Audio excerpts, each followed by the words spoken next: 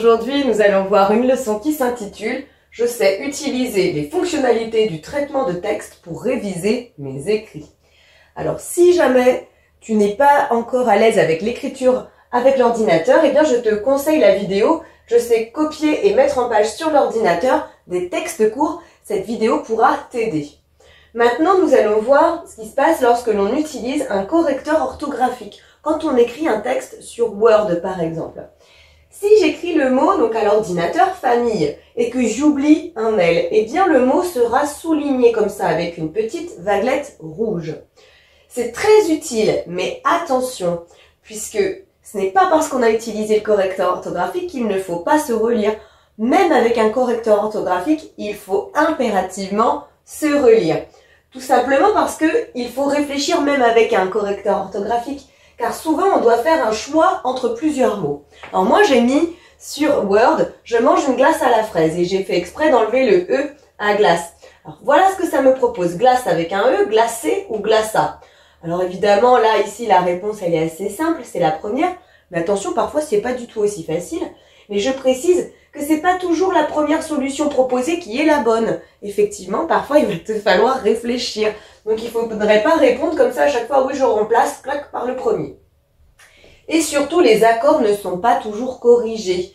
Ici, la glace que j'ai mangée est délicieuse. Si j'écris ça dans Word, eh bien, tu verras que ici, ça ne me souligne pas ce mot-là, alors que ce mot est mal écrit. En effet, il faut écrire manger et E. Parce que là, c'est une petite règle orthographique qui consiste à dire que si le COD est placé avant le verbe, eh bien, je dois accorder la glace que j'ai prise, par exemple. Donc, on fait bien attention puisque toutes les fautes ne sont pas corrigées par un correcteur orthographique. Maintenant, je voulais voir aussi les règles concernant les espaces quand on écrit à l'ordinateur. Donc, après un point ou une virgule, on doit mettre un espace. Avant et après les deux points, on met aussi un espace. Espace, deux points, espace. Et avant un point d'interrogation ou un point d'exclamation, on met aussi un espace. Et pour terminer, on met un espace avant les parenthèses, après les parenthèses, mais à l'intérieur, ici, j'ai pas besoin de mettre un espace. C'est un petit peu compliqué tout ça. Mais tu verras justement que si tu oublies les espaces, eh bien, il y aura une petite vaguelette. Le correcteur orthographique te signifiera que justement, il te manque sans doute un espace. Mais c'est bien quand même de savoir quelles sont les règles pour ne pas avoir partout des petites vaguelettes dans son texte.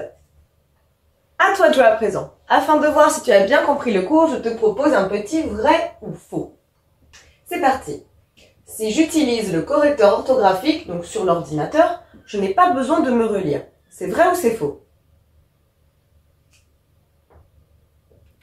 C'est faux, on a dit justement qu'il fallait quand même évidemment se relire. Le correcteur orthographique corrige toutes les fautes. C'est vrai ou c'est faux? C'est faux, on avait bien vu, notamment quand le COD est avant le verbe, eh bien il y a certaines règles, et notamment grammaticales, qui ne sont pas corrigées. Je mets un espace après un point et une virgule. Vrai ou faux? C'est vrai. Et je mets un espace avant et après un point d'interrogation. C'est vrai ou c'est faux? C'est vrai et c'est la même chose pour un point d'exclamation.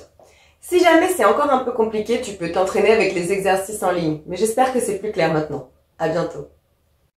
Maintenant que tu as tout compris, entraîne-toi en faisant les exercices ci-dessous.